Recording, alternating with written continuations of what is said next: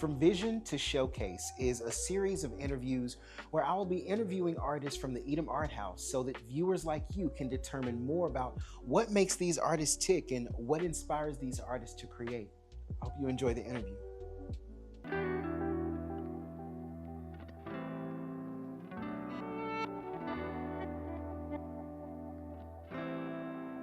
Fran, how long have you been an artist? About 7 years. Okay. Or you could say all your life, because I've been dabbling.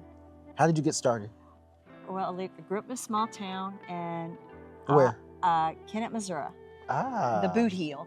And I was interested, as kids are, interested in a lot of things. My mother found another woman in town that was an artist and convinced her to please teach some of us. And so every Saturday morning for several years, I went to this woman's house for art lessons. So what are some things that you're inspired by in your art? I like tactical things, and I am inspired in the background, I think, by those great masters. So when I look at a lot of your work, I notice that you paint a lot of Black people or brown people, African American people. Mm-hmm. Why is that?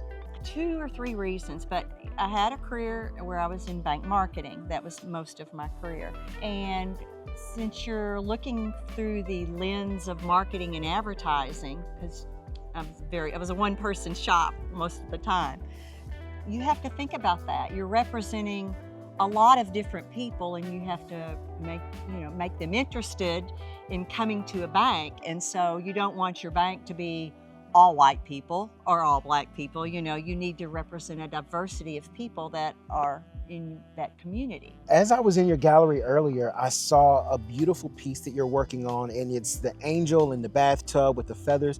Explain that piece to me.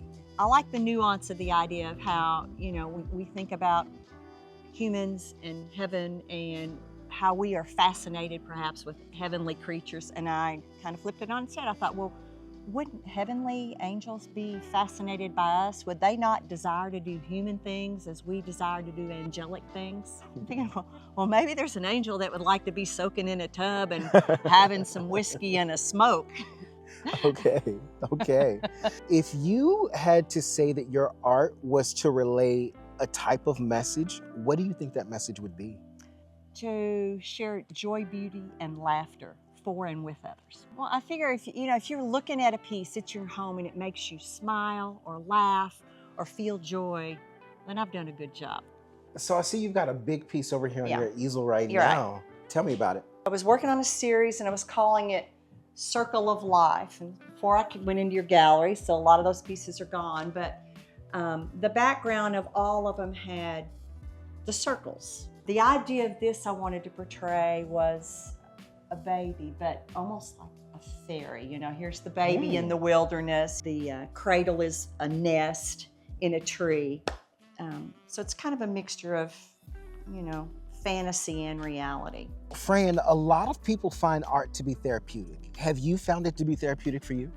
Very much so. Tell me about it. All the time, but initially when I was considering leaving banking and I wanted to retire early, but I was trying to decide, is this a good decision? Am I doing it because I'm a little miffed about something that's happening in the workplace? Or is it because I really just want to retire early and can?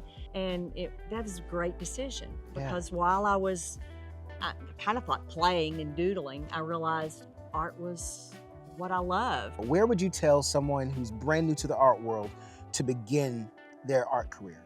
You don't need a lot of supplies. Just begin with your paper and a pencil or clay, whatever you feel drawn to. Start. The world needs more people that express themselves just intuitively. What you feel, put it out there.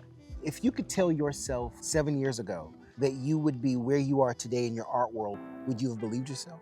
Partly, but what would I tell myself? I'd say, make more ugly art fast. Don't try to perfect this one piece. Have 5 pieces going so you can move around, and so you don't get locked in to just trying to make one thing perfect, because you stay stuck and you could be making many beautiful pieces. Maybe this one would be coming along really well while you're stuck on this one, and then you could move to this one. So that's what I do. I think that's pretty important. That's powerful. Thank you for taking time out to watch this interview. If something in this interview inspired you, please consider sharing and head over to edomarthouse.com to find more interviews like this and to stay on top of what we've got going on here. And if you are someone who loves the art world, you may want to consider joining our email list. So again, head over to edomarthouse.com for more information now.